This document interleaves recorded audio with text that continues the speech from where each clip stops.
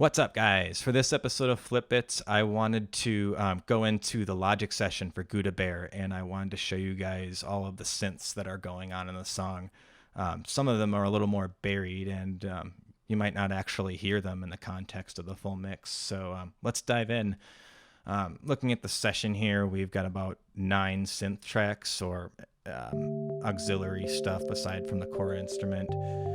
We just heard the main synth line come in. This is a basic sine wave that's being pitch modulated just a little bit. We've got an envelope to make it sound a little plucky, and then just throwing some delay on at the end. Really not a whole lot to it. And then coming in with the vocals is an ambient pad here. This is just supposed to complement that main synth line. These two synths, I largely channeled the electronic artist Tycho. With his analog chill style, I was a big fan at the time, about 5 years ago when I wrote this. And the thing that really attracted me to him is just the fact that synths are so simple. But due to that slight detuning, the slight imperfections that come in the circuitry of the physical keyboard, you get this, quote, warm and rich sound that people are always after. So this is the first I'm Feeling Love, and then we're going into I Don't Need Love. I'd say this is something cool to point out. We have a loop sample that basically I used a looper pedal that's meant for guitars, and I sang into it, and I basically built a stack of 5 different voices to make a D minor 9 chord here, and then I chopped it up into the rhythm you see. So I feel like that's kind of an interesting way that you can use equipment for in a way other than it was intended to make sort of interesting sound. If you listen carefully, we've got some vocoders coming in. Say what you will, a lot of people think vocoders are cheesy, but we were really looking for something to kind of spice up the later half of this song.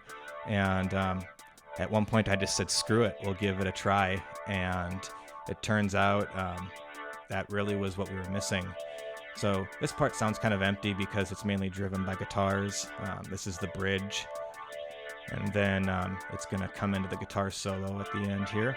And I feel like, at least me, when I was watching this song develop and when the guys were kind of adding their own twist to it, I think that this end really turned into, to me, feeling a lot like Climbing Up the Walls by Radiohead.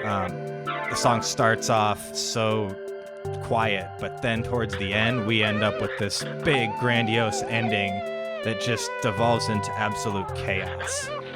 So, like, absolutely ridiculous pitch-shifted vocal that's kind of another layer to just add that extra bit of excitement.